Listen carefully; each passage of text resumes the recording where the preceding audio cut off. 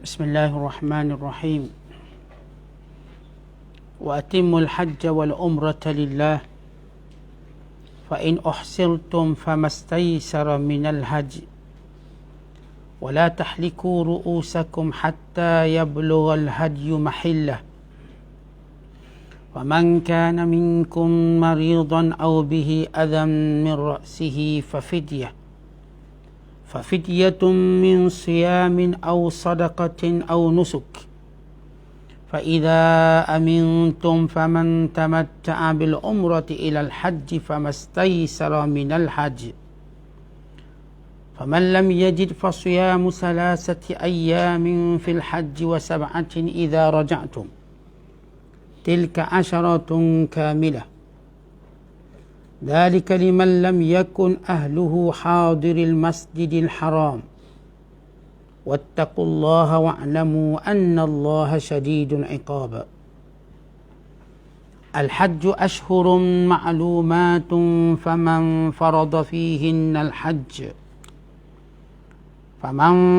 فيهن الحج فلا رفث ولا فسوق ولا جدال في الحج وما تفعلوا من خير يعلمه الله وتزودوا فإن خير الزاد التقوى واتقون يا أولي الألباب صدق الله العظيم. Dan sempurnakanlah ibadat haji dan umrah kerana Allah. Maka sekiranya kamu dikepung dan dihalang daripada menyempurnakannya ketika kamu sudah berihram, maka kamu bolehlah bertahallul. Serta sembelihlah dam yang mudah didapati. Dan janganlah kamu mencukur kepada kamu untuk bertahallul sebelum binatang dam itu sampai dan disembelih di tempatnya. Maka sesiapa di antara kamu sakit atau terdapat sesuatu yang menyakiti di kepalanya, lalu ia mencukur rambutnya, hendaklah ia membayar fidyah, iaitu berpuasa atau bersedekah atau menyembelih dam.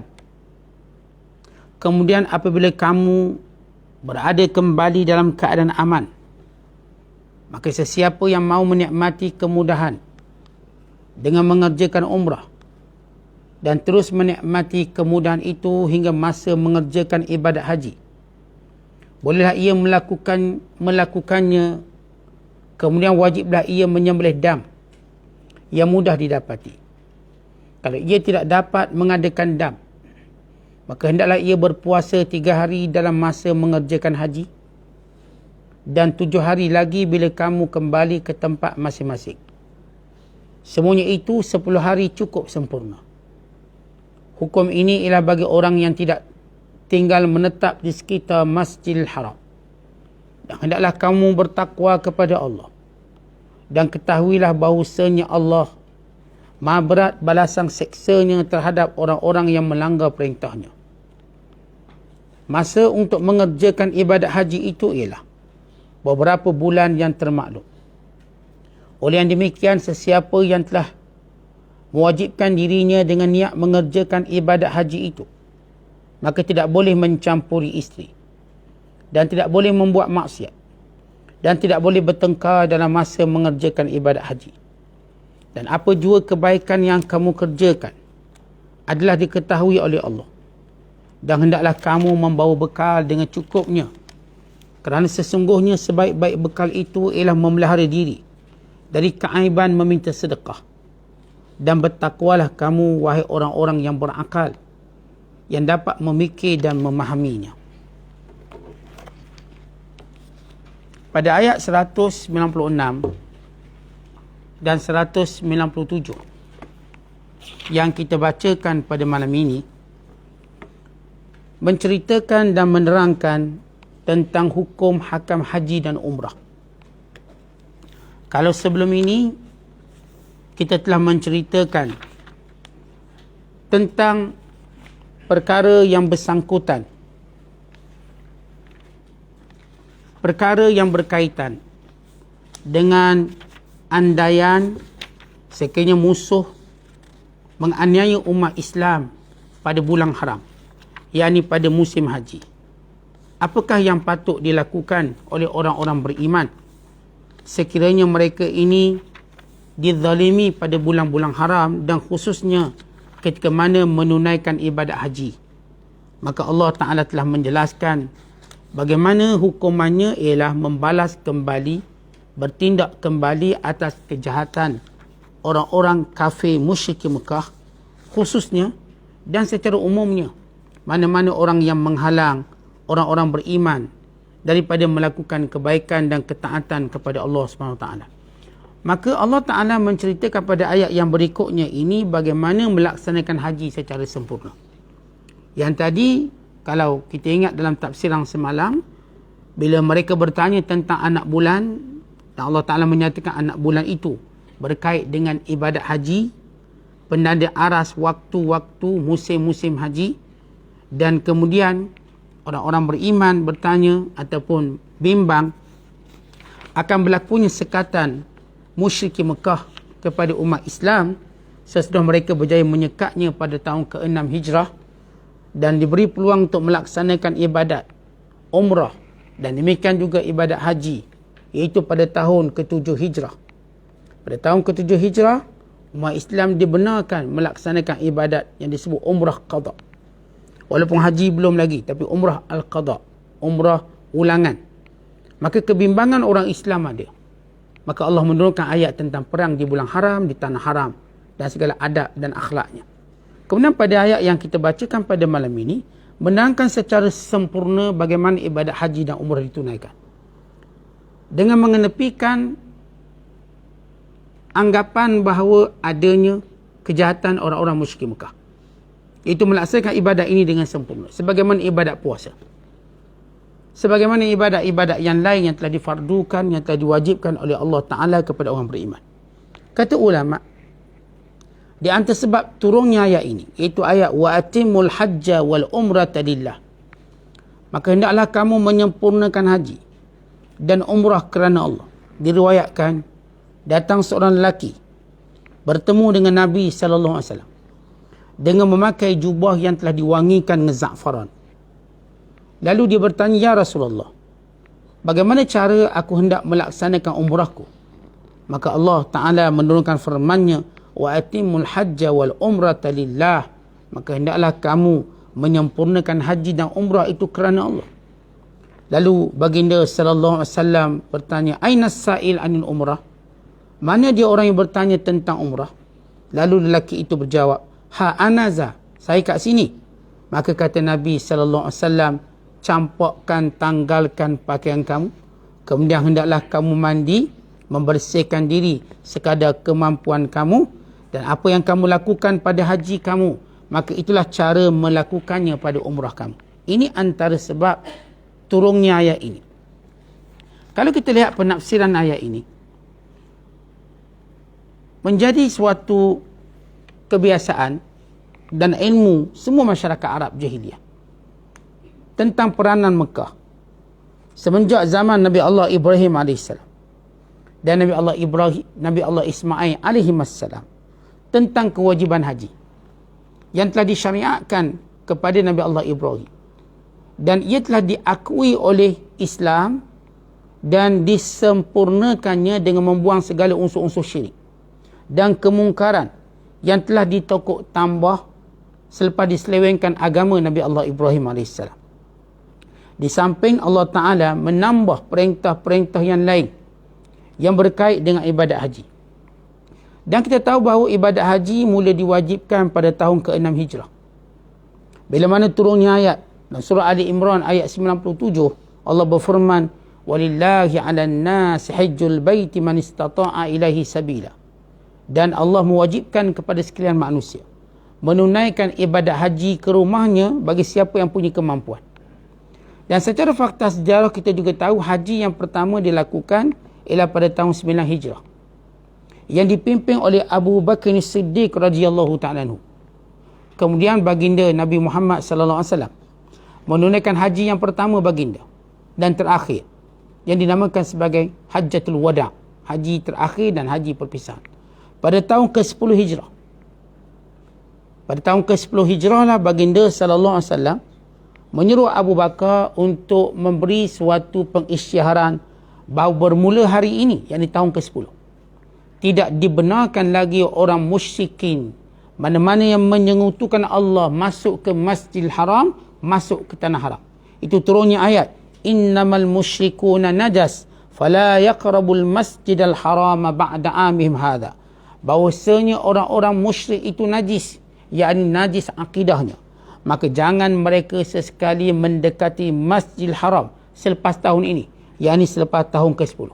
Sebagaimana Allah Ta'ala sebut dalam surah Taubah, surah At-Taubah, surah yang ke-9 ayat 28. Dan umat Islam terus melaksanakan ibadat haji sebagai satu tanda keimanan kepada Allah Subhanahu Wa Ta'ala, sebagai satu cara mendidik dan juga menundukkan diri dalam mentaati perintah Allah, dan salah satu cara kesatuan umat Islam. Bahkan salah satu cara haji ini untuk menunjukkan persamaan umat Islam, dan satu cara untuk umat Islam melupakan kekhilafan dan melupakan segala kesenangan dunia, bahkan melupakan segala perkara yang melalaikan mereka daripada mengingati Allah.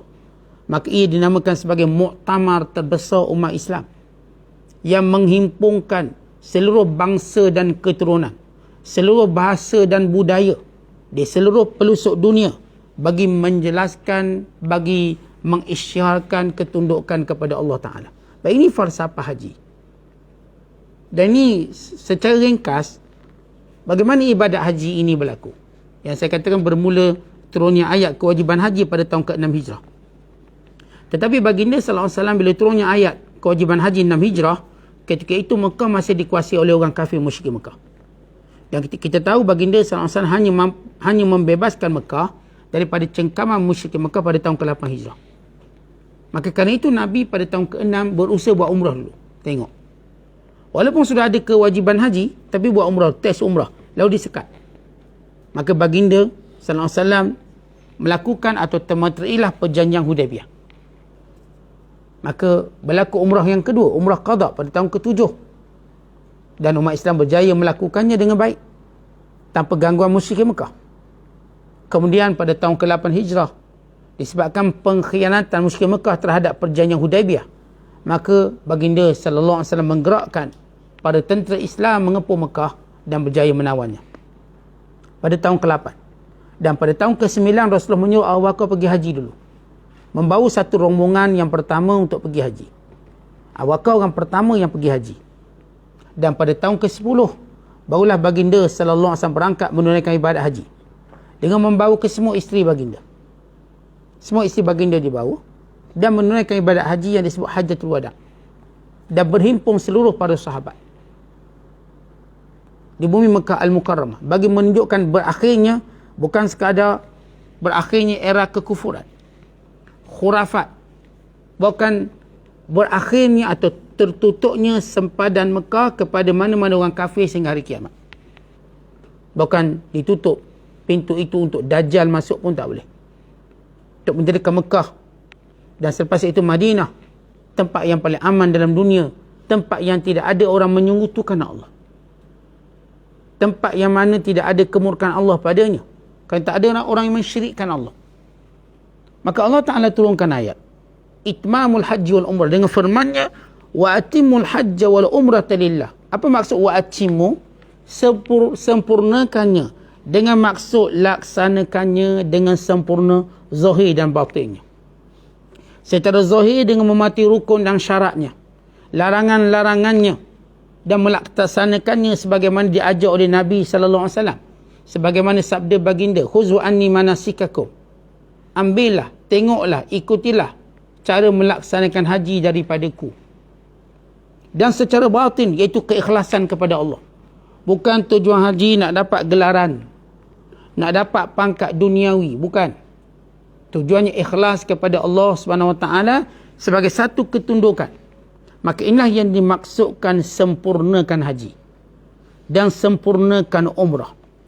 Bila kita sebut tentang haji dan umrah, seolah-olah ayat ini menunjukkan wajib. Haji wajib dan umrah juga wajib. Apa pandangan ulama? Sepakat ulama tentang wajib haji. Sepakat ulama. Setiap orang paling kurang sekali kena pergi haji. Tetapi para ulama khilaf tentang kewajiban umrah. Walaupun ayat ini menyebut tentang sempurnakan haji dan umrah, seolah-olah lepas disebut haji, disebut umrah, makna umrah juga wajib. Namun setiap ulama ada takwilannya sendiri.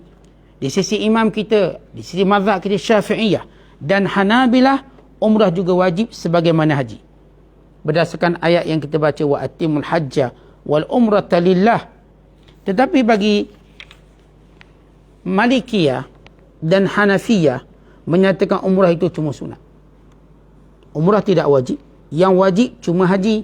Berdasarkan firman Allah Ta'ala, walillahi ala nas hijjul bait man istata'a ilaihi sabila. Allah mewajibkan kepada sekalian manusia menunaikan ibadat haji bagi yang punya kemampuan. Ini menunjukkan bahawa haji saja disebut, tidak disebut umrah. Maka ini antara khilaf ulama yang berkait dengan ibadat haji dan juga ibadat umrah. Kerana itu bila seorang lelaki datang bertemu dengan Nabi SAW, lalu bertanya tentang umrah, awajibatun hiya, apakah wajib umrah? Maka jawab baginda SAW, la, wa an ta'tamiru khairul lakum, tak wajib, tetapi kalau kamu melaksanakan umrah itu lebih baik. Ini dalil Hanafi dan Maliki yang menjadikan umrah tak wajib, sesudah mereka sepakat tentang kewajiban haji sekali seumur hidup. Tapi di sisi kita, haji dan umrah semuanya wajib sekali seumur hidup. Wajib buat umrah, sama ada kita buat umrah berasingan ataupun kita buat umrah bersama dengan haji, tak kira lah. Sama ada kita pergi dulu umrah, maka sempurna kewajiban umrah tadi. Atau kita pergi haji bersama dengan umrah. Biasa orang buat macam tu, haji sekali dengan umrah. Sebab kita bila buat haji, sama ada haji kiran, haji ifrad, haji tamattu', kesemuanya bersama umrah. Diikuti dengan umrah. Sama ada sebelum atau selepas atau bersama-sama. Kalau kita buat haji ifrad, berarti kita buat haji dahulu, kemudian barulah kita buat umrah selepas selesai ibadat haji. Kalau kita buat tamattu', berarti kita buat umrah dulu, lepas tu kita tunggu kat Mekah sampailah datang hari tarwiyah, datang hari wukuf, maka kita pun berniat untuk melaksanakan haji. Maka kita namakan tamattu'. Atau kita buat kiran, di mana bila sampai musim haji, kita berniat haji dan umrah sekaligus. Maka tawafnya sekali, sa'ainya sekali, niat pun sekali. Maka ini disebut sebagai haji kiran. Kiran yakni bersambungan, berhubungan. Ini nampak mudah. Dan sebenarnya semuanya mudah belaka. Mengikut keadaan kita, mengikut keselesaan kita, mengikut waktu kita sampai di sana. Baik, dalam ayat ini Allah Ta'ala cerita, wa atimul hajja wal umrata lillah. Maka hendaklah kamu sempurnakan haji dan umrah kerana Allah. Fa in uhsirtum, sekiranya kamu disekat. Famastaysara minal had, maka hendaklah kamu menyembelih dam. Berhubung dengan ayat ini, bila mana Nabi SAW melaksanakan umrah, tiba-tiba baginda disekat pada tahun ke-6 Hijrah. Bila disekat, baginda sudah pun memakai pakaian ihram. Dan kita kalau pakai kain ihram, tidak boleh sewenang-wenang buka macam tu je. Kita tak boleh keluar ihram sewenang-wenang, semudah-mudah tanpa mematuhi syarat. Kerana seorang bila berniat melaksanakan, kalau tak niat tak apa. Kalau pakai je kain ihram saja, Ustaz, macam giang je, pakai kain ihram sebelum tidur. Itu nak tanggal-tanggal lah. Tapi kalau kita memakainya, diikuti dengan niat melaksanakan umrah di miqatnya, maka kita tidak boleh menanggalkannya melainkan dengan dua sebab, dua cara. Yang pertama, kerana kita bertahalul sebab selesai. Yang kedua, kerana kita dihalang untuk menyelesaikannya, maka dinamakan tahallul ihsar, disekat. Maka caranya ialah disembelih dam terlebih dahulu, kemudian bercukur, barulah boleh menanggalkan pakaian ihram yang dilakukan oleh baginda SAW. Waktu baginda dihalang, apa yang Rasulullah buat? Nabi keluar daripada khaimah, Nabi sembelih kambing, kemudian Nabi cukur kepala baginda. Maka diikuti oleh para sahabat, mereka menyembelih kambing, lalu mereka mencukur kepala mereka. Maka Allah Ta'ala sebut di sini, fa in uhsirtum, kalau kamu disekat. Apa maksud disekat di sini? Sebagian ulama menyatakan ihsar di sini ialah dalam keadaan perang, sebagaimana berlaku kepada Nabi SAW. Tetapi di sisi sebagian ulama yang lain menyatakan bahawa ihsar ialah apa saja bentuk halangan untuk kita masuk ke Masjidil Haram. Kalau umpama zaman kita sekarang visa. Yalah, kadang ada travel tertentu, mereka jenis gamble mohon visa dekat airport. Dah ada setengah travel dia bertanggungjawab tinggi, dia dah mohon daripada Malaysia. Dia naik nama baru dia pergi. Ada tak di kat Mekah di gamble ada orang kata apa nanti sampai sana. Takkanlah dia nak halau kita saya saja. Tiba-tiba tak dapat. Dan itu berlaku dalam situasi hari ni. Tak dapat visa. Kalau dia dekat airport Malaysia lagi okey. Dah sampai airport Jeddah. Berarti dia dah lalu miqat Qarnun Manazil. Lalu miqat Qarnun Manazil. Dan sampai ke airport Jeddah. Dah sudah berniat. Tiba-tiba dia halau balik. Suruh balik. Kerana mereka tak ada visa yang sah. Kalau umrah biasa jarang berlaku. Yang banyak berlaku bila kita katakan ibadat haji. Sebab orang nak pergi haji. Maka apa cara dia buat? Maka dia sembelih kambing kemudian boleh bertahlul. Pastikan bahawa dam itu dah ada. Bukan pergi saja-saja cukup dalam keadaan dam tak ada. Dam tu dah ada. Kemudian disembelih. Kalau tak sembelih situ pun tak apalah, mana-mana tempat. Maka barulah dia bertahlul. Itu kaedahnya. Dan bila kita melihat tentang berkait dengan dam ini, itu dam ihsab. Sama ada kita menyembelih unta atau menyembelih lembu atau menyembelih kambing, terpulang pada kita. Kalau kita orang kaya, sembelihlah unta waktu kita ditahan daripada melaksanakan ibadat haji. Tapi biasanya orang sembelih kambing je lah. Kambing berapa nanti Kementerian Kerajaan Saudi, Kementerian Haji, dia akan keluarkan harga kambing terkini. Saya selalu cek, okay, harga dia RM450. Lebih kurang duit kita RM500, RM520 macam itulah. Maka itulah nilai dia. Dia akan keluar harga kambing semasa. Atau kalau orang dikaya sikit, lembu. Atau kaya sikit mungkin unta. Berapa harga unta? RM5,000. Maka dia ada pilihan di situ. Bagi orang yang disekap menunaikan ibadat haji atau umrah dekat airport, yang saya katakan masalah visa, atau mungkin masalah keselamatan, perang atau sebagainya, atau ada masalah tertentu yang dia perlu nak bebaskan daripada kain ihramnya, maka dia mesti menyembelih dam, kemudian barulah dicukur rambut. Atau gunting rambut. Terpulang nak gunting ataupun nak cukur. Dalam keadaan membayar dam. Dan sekiranya dia tak nak buat, ataupun dia tak ada kambing, maka apa yang perlu dilakukan ialah dia mengambil nilai kambing, harga kambing, kemudian dia belikan makanan, disedekahkan kepada fakir miskin. Yang ni fakir miskin di kota Mekah. Sedekahkan. Dan sekiranya dia tak mampu juga, maka dia berpuasa bagi setiap cupak daripada makanan setiap hari. Artinya, kalau kambing tadi nilai yang dia berapa? RM450. Baik, RM450 tu, kalau kita beli beras banyak mana? Katakan dapat 50 cupak, maka dia berpuasa 50 hari. Artinya pertama sembelih kambing dulu. Maka kalau tak mampu untuk menyembelih kambing, maka nilai yang kambing tak ada habis pasaran contoh. Nilaian kambing tersebut, nilaian dan dibeli makanan dan disedekahkan pada fakir miskin. Kalau sekiranya pun tak ada, maka dia berpuasa dengan setiap cupak nilai makanan yang patut dikeluarkan. Baik, ini bagi ihsar yang berlaku pada haji dan juga umrah. Jenis sama. Kemudian Allah Ta'ala menjelaskan, wala tahliku ru'usakum, jangan kamu mencukur kepala kamu hatta yablughal hadyu mahillah, sehingga dam ada pada tempat dia. Artinya jangan tak tahu kambing ada tak kita cukur dulu kepala, jangan. Pastikan dam tu ada. Mampu menghadirkan dam dan mampu menyembelih dam tersebut. Faman kana minkum maridan, baik, itu satu cara bayar dam bila kita dihalang buat haji atau umrah.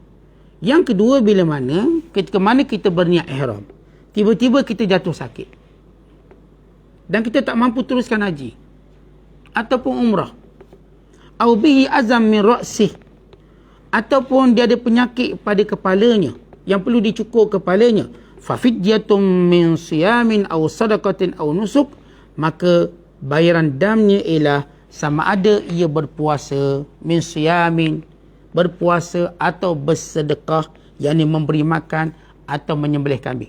Baik, siapa yang sakit sehingga menyebabkan dia perlu cukur rambut dia. Bila Allah sebut ayat, wala tahliku, jangan cukur rambut. Tapi kalau dia sakit, ataupun kepalanya banyak kutu, dia kadang sakit, pening kepala sangat. Orang kata kalau cukur kepala ni gengang sikit kepala. Dia nak cukur kepala dia. Atau kutu banyak atas kepala. Sebab diriwayatkan, ada seorang sahabat Nabi SAW. Sebagaimana diriwayatkan oleh Imam Bukhari. Daripada Ka'ab bin Ujrah. Bila mana turunnya ayat, fafidyatun min siyam. Seorang lelaki datang jumpa Nabi SAW. Dalam keadaan kepalanya, ni bertaburan kutu-kutu kepala. Sampai atas muka kutu ni. Sampai singgah kening dia, banyak kutu. Lalu kata Nabi SAW, ma kuntu ara annal jahda balagha minka hadha. Ama tajid syatan. Aku tengok memang macam kamu ni macam susah je buat haji, buat umrah. Sebab kutu dia ni bukan sekadar atas kepala, dia sampai atas wajah muka dia. Ini kutu arak ni. Bayangkan kutu banyak. Tapi oleh kerana dia berada dalam ihram, dia tak berani nak garu. Sebab takut rambut gugur. Dia gatalnya tak amat, tapi dia tahan. Nabi kata nampak macam susah ni. Nampak macam struggle. Apakah kamu ada kambing? Mampu tak untuk beli kambing? Jawab lelaki ni tidak. Lalu kata Nabi SAW, kalau begitu, puasa 3 hari. Sum salasata ayyam, puasa 3 hari. Ataupun beri makan 6 orang fakir miskin. Bagi setiap orang miskin itu setengah gantang. Berarti 3 gantang. 6 orang fakir miskin, setiap fakir miskin setengah gantang. Maknanya kalau 6 orang tu ialah 3 gantang. Kemudian cukur kepala kamu. Maka turun ayat ini. Khas untuk sahabat Nabi tadi. Dan umum bagi semua orang yang ada masalah sakit kepala. Yang menyebabkan dia perlu cukur kepala walhal dia dalam keadaan ihram. Kalau dia tak ada ihram, tak ada masalah. Ini kutu banyak, kepala sakit. Dalam keadaan dia berihram. Maka caranya, sebab kita tahu kalau lebih daripada 3 helai pun dah kafarah dia pun besar, atau diat atau fidyah dia besar. Ini kan nak cukur satu kepala. Tapi kalau sekiranya lebih pada 3, maka damnya sama. 3 ke atas damnya sama. Sama ada dipanggil dam takhyir, memilih. Sama ada seekor kambing. Kalau tak mampu ataupun kalau tak nak seekor kambing, puasa 3 hari. Kalau tak nak puasa 3 hari, beri makan kepada 6 orang fakir miskin. Bagi setiap fakir miskin itu setengah gantang. Maka kita pun tengok. Segantang tuan-tuan sekalian ialah kadar zakat kerajaan Saudi ataupun negara Saudi. Kadar zakat Saudi ialah 25 rial. Berarti kalau 3 gantang 75 rial. Dia kena bayar 75 rial kalau nak cukur kepala dia sebab sakit. Sebab apa nama ni, penyakit kat kepala. Atau mungkin dia sakit gatal sangat. Oh, tak tahan. Kacik keruk, tak tahan. Sebab itu tuan-tuan bila kita berniat buat haji, umrah, gatal pun datang. Cubaan, ujian. Dia tak niat, tak gatal. Bila niat dia gatal, maka itu mujahadah kita. Kadang-kadang kita mampu, kadang-kadang tak. Macam juga kita boleh start kuliah, ngantuk pun datang. Kalau tak dengar kuliah, tak ngantuk. Dengar kuliah dia punya ngantuk. Lain macam. Macam tak tidur 3 hari. Dia boleh kenyik-kenyik dengan ustaz ni sebelah. Tanpa dia sedar. Artinya, begitu mujahadah. Memang, bila kita nak buat suatu ketaatan, mujahadah tu ada. Siapa pun. Orang berkahwin, mudah datang mujahadah. Nak jaga rumah tangga. Dulu masa bercinta macam rasa senang. Rasa senang. Masa tu rasa tidur bawah jam batang pun tak apa. Kalau sekarang dah kahwin rumah kecil pun rasa macam rumah dah ada pun rasa belum cukup. Dulu rasa masa bercinta makan pasir pun tak apa rasanya. Suap pasir. Sebab rasa dengan bercinta dah kenyang. Tengok bini kita muka dah kenyang. Kita tengok tunang kita, tengok awet kita, saya tengok muka awak, perut saya kenyang. Kalau sekarang tengok muka dia rasa lapar je. Lapar tengok muka awak ni. Suruh masak. Dulu tak payah, makan dengan cinta je. Saya tengok awak hilang haus saya. Itu masa bertunang ataupun masa bercinta. Jadi bila kahwin, Allah uji. Betul ke cinta macam tu? Sama juga bila apa pun benda kita buat nama ibadat. Maka syaitan pun datang. Tuan-tuan niat je gatal. Walaupun ustaz saya dah gatal dulu. Saya dah garu dulu. Garu setengah jam. Tak apa. Bila start niat, dia gatal balik. Tanya orang buat umrah, tanya orang buat haji. Ujian tu datang. Kadang-kadang ustaz rasa nak antuk kepala kat dinding, gatal dia. Ni ada orang sampai digaru, sampai ditunggu malam gelap baru digaru, takut rambut dia nampak jatuh. Dia bukan cerita nampak tak nampak, jatuh kena. Selagi mana kita buat dengan sengaja. Maka perkara-perkara tersebut merupakan ujian. Jadi kalau sekiranya seorang tu gatal, kepala dia beremuk sangat-sangat, ataupun kutu yang banyak, tak tahan dia, melainkan dia kena cukur, maka ini damnya. Lihat bagaimana Allah sebut dulu, ujian pertama bagi haji ni apa dia?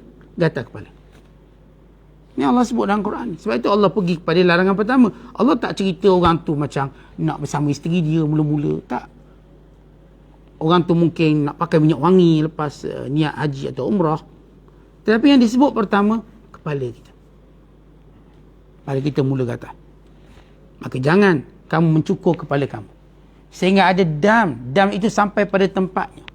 Dan siapa yang sakit, maka hendaklah dia ataupun kena kutu atas kepalanya, maka boleh dia menggantikannya dengan cukur kepala dan bayar fidyah dia. Fidyahnya ialah sama ada puasa. Allah sebut perkataan au. Au ni maknanya atau memberi maksud pilihan. Takhyir. Bukannya dia bentuk yang mesti ikut turutan, tertib. Tak, ini takhyir. Diberi pilihan. Kemudian Allah berfirman, fa idza amintum, siapa yang aman. Tak ada kata-kata kepala ni. Okey. Faman tamatta'a bil umrati ilal hajj. Dan siapa yang melakukan haji tamattu'. Bersenang-senang dengan haji. Maksud bersenang-senang dengan haji artinya dia sampai ke Mekah, dia buat umrah dulu. Maka dia menunggu tempoh untuk buat haji, maka dia bersenang-senang. Dia boleh bersama isteri dia. Dia boleh buat apa sahaja. Walau dia buat di Mekah pada musim haji. Sebab dia dah buat umrah dulu. Biasanya jemaah kita pada bulan Syawal dah berangkat. Kita ada Zulkaidah, bulan Ramadan bulan ke-9, bulan Syawal bulan ke-10, bulan Zulkaidah bulan ke-11, bulan Zulhijjah bulan ke-12. Biasa jemaah kita akhir Syawal dah pergi. Biasanya bulan Zulkaidah dah penuh. Jadi mereka nak tunggu waktu wukuf Arafah dan Tarwiyah pada 9, pada 8 dan 9, yang detik-detik penting tadi. Lalu mereka buat umrah dulu, lalu bersenang-senang. Bersenang di sini makna tak ada larangan. Boleh pakai seluar, boleh pakai wangian, boleh bersama dengan isteri, tak ada hal. Maka orang ni bila buat haji macam gini, maka dia kena famastaisara minal had. Maka carilah apa yang mudah baginya untuk membayar dam. Kalau mudah baginya kambing, kambing. Mudah baginya lembu, lembu. Mudah baginya untuk unta. Maka dia sebut famastaisara. Ikut kaya kita.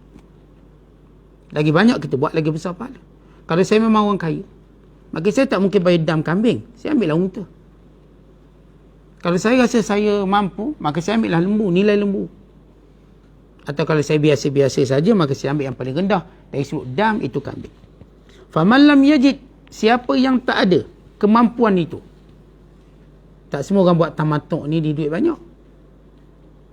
Maka kalaulah dia tak mampu, fasiyamu salasati ayyamin fil hajj. Pada musim haji, maka dia berpuasa pada hari-hari haji. Pada hari-hari haji, yakni dimaksudkan hari haji ialah pada mula bulan Zulhijjah. Ini pada hari yang pertama sehingga hari yang ke-10, maka dia mula berpuasa 3 hari. Wa sab'atin idza raja'tum, dan bila selesai haji dia berpuasa lagi 7 hari. Tilka asyaratun kamilah, itu adalah 10 hari yang sempurna. Dzalika liman lam yakun ahluhu hadiril Masjidil Haram. Demikian itu bagi orang yang bukan menetap di Masjidil Haram, di tanah haram. Orang Mekah tak kena. Orang duduk Mekah, memang duduk Mekah, ahli Mekah, dia buat haji tamattu', dia tak akan kena dam. Sebab apa? Keistimewaan dia ahli Mekah. Tapi orang duduk ke Mekah, orang yang singgah kat Mekah macam kita, maka kena dam. Semua haji kena dam orang macam kita, melainkan haji ifrat. Kalau buat kirang kena dam, kalau tamattu' kena dam. Tetapi kalau sekiranya ahli Mekah, orang Mekah, dia tak kena dam apa pun haji dia buat. Dia nak buat haji kirang tak kena dam, tamattu' tak kena, sebab dia memang asal Mekah. Itu keistimewaan dia sebagai penduduk Mekah. Kemudian Allah Ta'ala berfirman, wattaqullah, maka hendaklah kamu bertakwa kepada Allah. Yang takwalah kamu kepada Allah dalam menyempurnakan haji. Jangan duk mengelak-mengelak. Jangan duk berhelah. apa pun larangan, apa pun tuntutan, apa pun perintah ikut supaya dapat haji yang sempurna. Kali ini bukan masa kita nak berhelah dengan ibadat kita. Buat dengan baik. Wa'lamu annallaha syadidul iqab. Ketahuilah sesungguhnya Allah itu maha berat seksaannya. Ingat kalau kita tipu dalam ibadat haji dengan pelbagai cara, maka Allah Ta'ala boleh azab kita dengan azab yang pedih. Sebab itu sempurnakan haji dengan sempurna. Buat haji dengan betul-betul mengikuti pantang larangnya dan juga perkara-perkara yang bersangkutan dengan kesempurnaan ibadat haji. Dan kalau kena bayar dam atau kena bayar fidyah, maka hendaklah dibayar fidyah. Dan para ulama menyatakan fidyah tadi maka kita beri makan kepada orang-orang yang berada di Mekah khususnya. Bukan Imam Syafi'i berkata memberi makan apapun denda kat Mekah, beri makan atau bayar dam mesti di Mekah. Mesti kat Mekah. Dia tak boleh bayar dam dekat Malaysia. Tuan-tuan tak boleh sembelih kambing kat Malaysia bagi fakir miskin. Lalu katakan dam. Bukan dam tu. Dam ialah sesuatu yang disembelih di Mekah. Dan diberi makan kepada ahli Mekah. Yang duduk di Mekah, yang tinggal di Mekah. Orang-orang miskin di sana. Maka itu disebut dam. Jangan ada pula nanti mana tahu ada skamer-skamer. Okey, sekarang mudah. Kita dah pindahkan dam kat Malaysia. Namanya dam haji kat Malaysia. Maka orang itu percaya senang sekarang dah tak payah kat Mekah. Dan kat Malaysia lagi murah. Maka kita perlu tahu dam ialah suatu perkara yang oleh kerana orang-orang Mekah tuan-tuan sekalian. Bila orang pergi haji, kita pakat berkerumun kat Mekah. Ahli Mekah ni bila orang datang kat dia, dia pun rasa terganggu. Macam kita kat Malaysia, Bangla datang pun terganggu. Tu asyik nak marah ke Bangla je. Pakistan datang pun terganggu. Setengah orang lah. Bukan semua orang, setengah orang terganggu. Dia rasa ni orang asing ramai ni. Kita pula ke Mekah. Orang Mekah tak terganggu kita ke? Terganggu.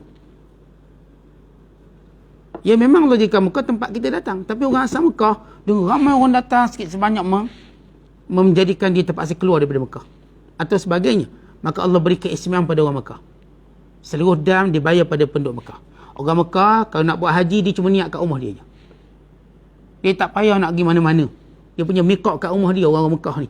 Dan termasuk yang tinggal di Mekah lah. Termasuk kita yang memang duduk kat Mekah. Menjadi ataupun kita sebut bermukim di Mekah. Dan mereka kalau buat haji tamattu' qiran, mereka tak perlu bayar apa-apa dam. Maka itu keistimewaan bagi penduduk Mekah. Keutamaan mereka. Dan bagi mereka pula yang afdal bagi mereka ialah tahiyatul masjid. Ia berbeza dengan orang yang datang ke Mekah, yang afdal ialah tawaf. Orang yang datang ke Mekah, kita lah. Yang afdal untuk kita buat bila sampai ke Mekah ialah tawaf. Ia lebih mulia daripada tahiyatul masjid. Tapi orang Mekah, untuk beri peluang orang yang datang tadi, mulia baginya untuk dia buat tahiyatul masjid saja.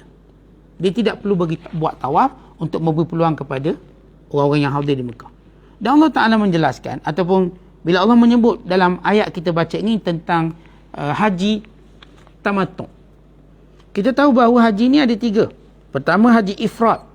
Ifrad maknanya dia buat umrah, dia buat haji terlebih dahulu, lepas selesai haji, dah selesai haji dah. Lepas habis melontar jamarat semua, wa imma kita buat nafar awal, iaitu 12 Zulhijjah, atau nafar thani 13 Zulhijjah, maka baru start buat umrah. Namanya haji ifrad. Atau haji tamattu'. Haji tamattu' iaitu seorang melakukan umrah terlebih dahulu pada bulan-bulan haji di miqatnya. Kemudian dia berihram di kota Mekah melaksanakan ibadat haji. Maka ini tamattu'. Atau qiran. Qiran yang kita sebut haji dan umrah diniat sekali. Dimasukkan sekali. Jadi dia cuma buat tawafnya sekali, masuk tawaf sekali, tawaf haji dan umrah disekalikan. Sa'inya juga sekali. Cuma beza dia ada wukuf di Arafah. Dan demikian wajib-wajib haji yang lain seperti mabit di Mina, di Muzdalifah, melontar jamarat, itu wajib-wajib haji. Tolak daripada rukunnya. Baik, berkenaan dengan haji, haji mana yang paling afdal? Di sisi Imam Abu Hanifah, haji qirang lebih afdal. Qirang yang pertama diikuti tamattu', ifrad nombor 3. Itu mazhab Hanafi. Ifrad nombor 3. Dalam mazhab Maliki dan Syafi'i, mazhab kita, haji paling afdal ialah ifrad. Yang kedua baru tamattu', dan yang ketiga qirang. Dan di sisi mazhab Hanabilah, tamattu' lebih afdal. Barulah ifrat, kemudian qiran. Jadi kalau kita lihat kekhilafan mazhab ini, semua haji afdal rupanya. Jadi buatlah haji mengikut kemampuan kita. Kalau ikut mazhab Hanafi, yang paling afdal ialah haji qiran. Kalau ikut mazhab kita Syafi'i, yang paling afdal ifrat. Kalau ikut mazhab Hanbali, yang paling afdal tamattu'. Maka kalau kita pergi haji, tuan-tuan, tak payah pusing, Ustaz, saya nak buat tu, nak buat tak. Buat apa yang mudah bagi kita. Tengok tuan-tuan sampai bila. Kalau tuan-tuan sampai dah 7 Zulhijjah, buat ifrat. Kerana memanjangkan ihram tu lebih baik. Tapi kalau sekiranya kita haid, datang dah lewat haid pula, buat qiran. Buat qiran. Sebab kita tak boleh buat tawaf lagi. Iaitu kita wukuf di Arafah. Nanti selesai wukuf, selesai melontar-melontar, keringlah haid kita, barulah kita tawaf dan sa'i. Ini buat qiran. Kalau sekiranya orang tu datang awal, bulan Syawal dah datang ni. Kerana bulan haji bermula bulan Syawal. Syawal, Zulkaidah, Zulhijjah, 3 bulan. Maka kalau sampai awal, buat tamattu'. Nanti buat ifrat lamanya, tunggu 2 bulan lebih. Kan tengok isteri dah kecil besar dah nampaknya. Dah macam-macam dah, jadi macam pening. Ada sahabat saya seorang, dia buat ifrat lama. Saya tanya, awak pakai ihram berapa hari? 26 hari dah, Ustaz. Berapa kali dah beredam ni? Dah 3 kali beredam. Nampak muka dia kesian. Tapi dia struggle betul. Artinya, kita pulang, kita tak apa ni, kita beri kebebasan sepenuhnya. Bagi kita, bagi orang menunaikan ibadat haji, ikutlah kemampuan dia. Ikut tarikh dia berlepas. Dan ikut nasihat ustaz-ustaz yang membimbing dia. Tanya, Ustaz, saya nak buat haji apa ni, Ustaz? Oh, kita sampai awal ni kalau awak buat ifrat masalah kot. Jadi awak buat tamattu'. Seakan kita mazhab kita ifrat lebih afdal, betul. Tapi mazhab lain kata tamattu' tu afdal. Barangkali kita dapat kelebihan tu. Dengan situasi kita ni. Sebab tidak jelas apakah baginda sallallahu alaihi wasallam melakukan ifrat, tamattu' atau qiran. Tidak jelas. Masing-masing ada hujah masing-masing. Khilaf ulama antara keempat-empat mazhab ini. Ala kulli hal, saya katakan, apa yang menjadi mudah bagi kita laksanakan. Kemudian Allah berfirman, Al-Hajju Ashhurum Ma'lumat, haji pada bulan-bulan tertentu. Maknanya tidak sah niat haji pada bulan Ramadan sekarang, kan ini bukan bulan haji. Bermula bulan hajinya ialah pada bulan Syawal. Bila kita dah niat, maka kita dah dianggap berada dalam ihram. Faman farada fihinnal hajj, siapa yang diwajibkan ke atasnya haji, fala rafas, maka janganlah dia menyetubuhi isterinya, mencium isterinya, memeluk isterinya, memegang isterinya dengan syahwat. Ini makna rafas. Pegang isteri dengan syahwat, kena bayar dam. Demikian juga peluk dia, demikian juga cium, apatah lagi bersetubuh, yang boleh membatalkan ibadat haji. Wala fusuk, jangan buat benda-benda fasik. Yang ini larangan-larangan yang disebut. Larangan memakai minyak wangi, memakai pakaian berjahit bagi lelaki, menutup kepala bagi lelaki, menutup muka bagi perempuan, memakai sarung tangan. Maka ini larangan yang dianggap sebagai fusuk. Dan juga makna kelahi. Dan juga apa sahaja perbuatan-perbuatan mungkar di sana. Wala jidala fil hajj, dan jangan berbalah pada musim haji. Berbalah kerana berebut. Berbalah kerana khilaf. Dalam hal-hal agama, jangan berbalah. Sebab di sana tuan-tuan semua mazhab berkumpul. Jangan fikir Malaysia ni, jangan fikir negara ni, ini semua mazhab berkumpul. Maka semua kita berlapang dada dengan perbezaan pandangan pendapat. Tak payah nak tegur siapa-siapa lah. Tak payah nak jadikan medan berbahas, berdialog. Jangan, ini bukan tempat dia. Ini tempat fokus untuk buat ibadat. Wa ma taf'alu min khairin ya'lamuhu Allah, dan berusaha untuk buat baik. Apa pun kebaikan yang kita buat, Allah akan beri pahala. Wa tazawwadu, dan berbekalah, sebaik-baik bekal itu takwa. Berkait dengan ayat ini, sekumpulan orang Yaman datang melaksanakan ibadat haji. Maka Nabi SAW tanya, mana bekal? Lalu mereka berkata, nahnu qaumun mutawakkilun, kami kaum yang bertawakal. Kami orang yang tak perlu bekal. Kami bekal tawakal dia. Tapi bila sampai waktu makan, mereka minta dengan orang makanan. Maka Allah turun ayat ini, watazawwadu, bila pergi haji bawa bekal. Jangan minta-minta dengan orang. Kerana meminta-minta dengan orang, tak menjaga maruah diri, bermakna tak ada takwa. Orang-orang yang menjaga dirinya daripada meminta-minta, maka itu tanda dia bertakwa kepada Allah. Kan di antara makna takwa ialah menjaga maruah diri dan juga menjaga memelihara perintah Allah. Kerana Allah sendiri suruh bila kita laksanakan ibadat haji, cari bekal, bawa makanan, bawa duit. Dan ia menjadi satu sunnah yang dilakukan oleh semua. Bila Hasan dan Husain radhiyallahu taala anhuma dia pergi haji, maka dia akan ada satu kafilah khas untuk bekal dia. Kafilah. Dia bukan bawa sikit, kafilah. Kontena. Maka dia bergerak dengan kafilah dia ni. Macam-macam ada dalam tu. Itu cucu Nabi SAW. Dan itu ulama, itu sahabat. Takkanlah kita punya tawakal kuat pada mereka punya tawakal. Atau kita salah faham makna tawakal. Mereka para sahabat bawa sebanyak tu bekalan dia. Hasan dan Husain radhiyallahu taala anhuma, dan demikian juga kisah sahabat yang bernama Abdullah bin Ja'far bin Abi Talib. Setengah mengatakan ia tabi'in. Dia bawa bekal yang banyak bila melaksanakan ibadat haji. Dan mereka generasi terbaik dan terpilih. Jadi janganlah kita anggap, oh Ustaz, saya tak buat apa Ustaz. Saya buat tawakal, jiwa yang kukuh dan jiwa tasawuf. Sampai sana minta orang tu, minta orang ni. Makan makanan orang tu, makan makanan orang ni. Maka ini tak betul. Ini salah. Ini menafikan makna taqwa. Wattaqun ya ulil albab. Maka bertakwalah pada Allah, wahai orang-orang yang punya akal. Allah Ta'ala menyebut tentang perintah haji secara basic. Nanti kita akan ceritakan lagi pada ayat yang berikutnya haji secara yang lebih sambungan kepada ayat-ayat ini tentang haji, supaya kita faham ini antara perintah Allah Ta'ala yang Allah ceritakan secara panjang lebar ibadat haji dan falsafah haji.